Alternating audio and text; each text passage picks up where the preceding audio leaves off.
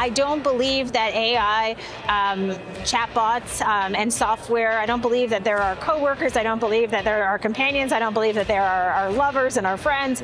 I think the human experience is unique, and I think everything that we do in this space, we have to think about having humans not just in the loop when it comes to AI, but above the loop.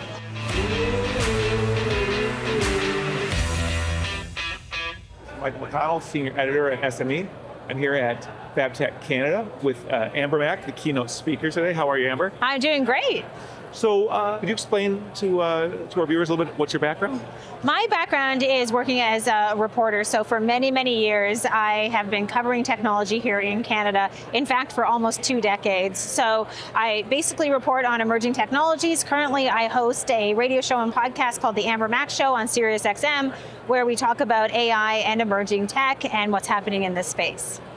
And how did you become an expert on artificial intelligence? I've been speaking about AI since about 2017, and so really, for anyone who's been covering tech for a long time, AI certainly has been around for some time, well before ChatGPT came into our lives in 2022.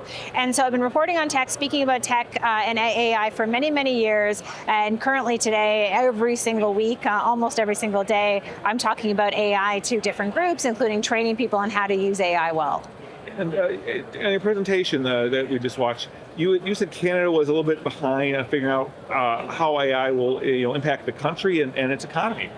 The interesting thing about Canada is that we are the birthplace to much of modern artificial intelligence. Yeah. We have 2 of the godfathers of AI, as well as many of the researchers in terms of some of the early work that took place in AI, Geoffrey Hinton and Joshua Bengio. Unfortunately, one of the things that Canada is really good at is research, but we tend to be not great at commercialization or adoption of technologies like AI. And so currently, Canada sits at about 12% in terms of adoption within business across the country, very low compared to other countries. FabTech is a heavy manufacturing show. So is the manufacturing industry that's poised to be highly impacted by AI in the near future?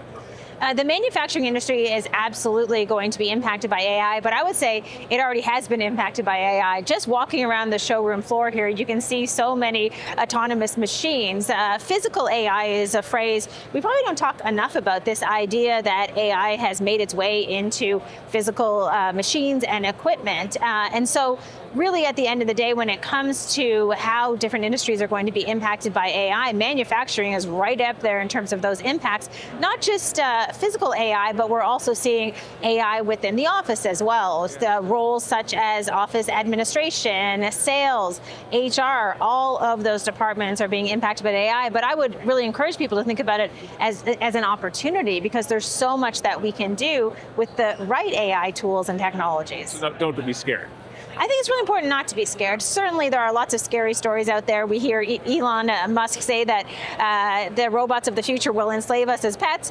But I would say, listen, there's a narrative out there among the tech leaders that lends into what is going to make them very rich and very successful. We don't have to necessarily buy into that narrative.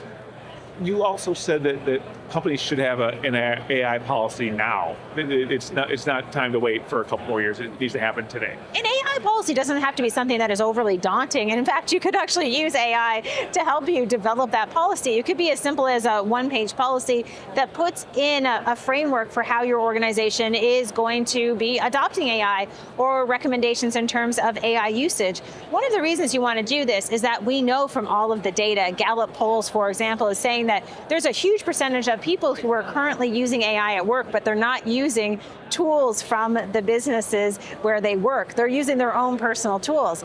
This, of course, leads to a huge issue when it comes to data privacy and security. Yeah. And so it's important to have that policy in place, and also, not just a policy, but also train your employees in terms of understanding what's appropriate usage, what's not, and helping to elevate them as well. You talked about Elon Musk and taking overlords and all of AI and all that stuff. Sounds like you're not as pessimistic as some people are about where the future of AI is going to take us.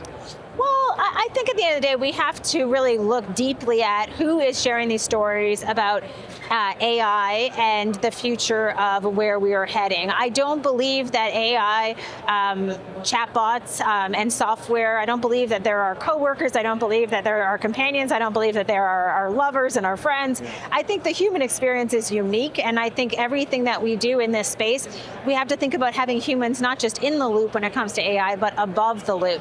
So I think people don't hear enough of those stories about how humans are still in charge of what happens and what rolls out. So I certainly don't worry as much about the robots enslaving us as pets. Well, Amber, thank you so much for taking a few minutes to talk to me today about this. Thank you so much for having me. This has been so much fun. Great, thank you.